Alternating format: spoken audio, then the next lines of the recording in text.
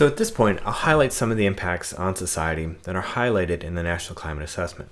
The National Climate Assessment goes through these impacts in a lot more detail than I'll cover here, but this is just a highlight of some of the impacts within that document. The consequence of a warmer world is going to be seen in energy use. And one of the metrics that they use is a change in cooling demand and heating demand seen within the US. So we've got cooling demand and we've got heating demand. Heating demand is going to be in red. So how much do we have to use energy to heat our homes in winter versus how much energy do we need to cool our homes in the summer?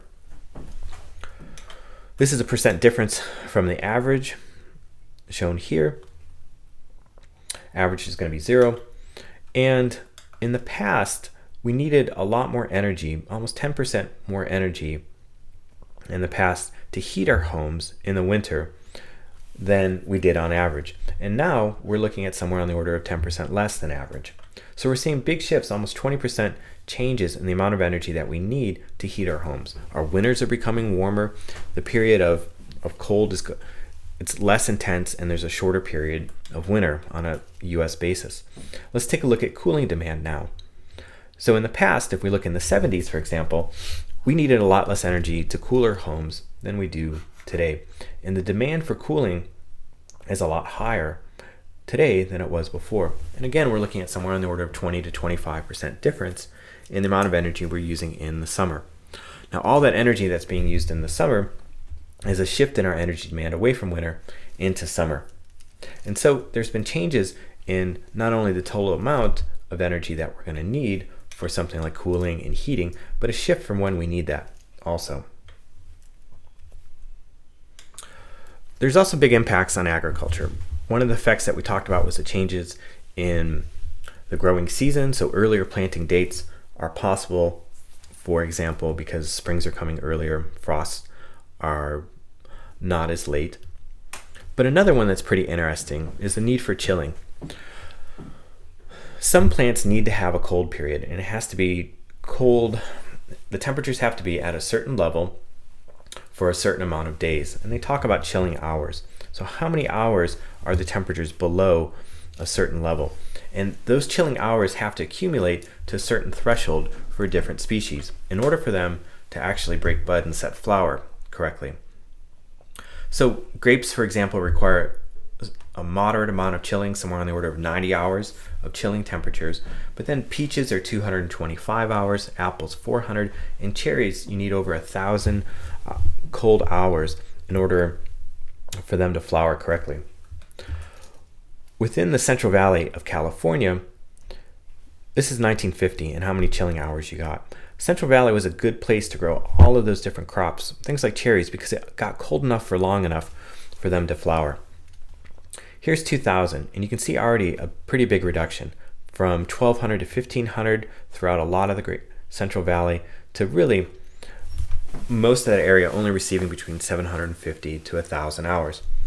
If you need 1,000 hours for cherries to blossom, you're not going to get it in 2000. What's it look like in the future if we go all the way to 2090?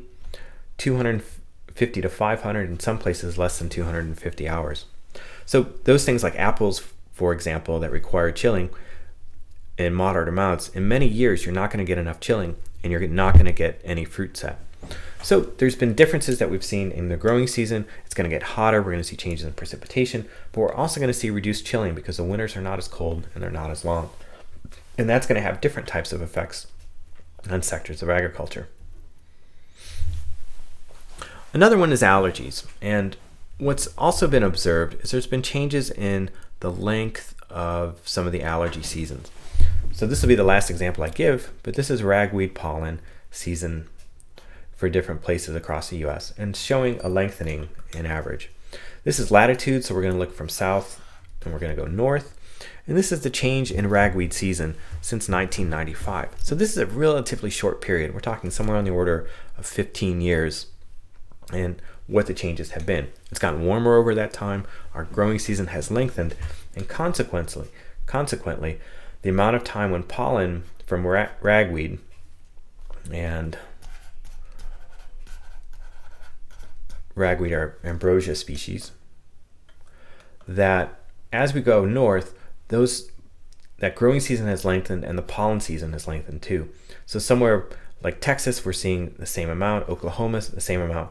But once you start getting north into Nebraska, Wisconsin, Minnesota, we're talking 15, 20, 25 days more of allergies. And this is not just an inconvenience. There's severe health effects from having a longer, more intense allergy season. So this is just another one of the changes that we expect to occur.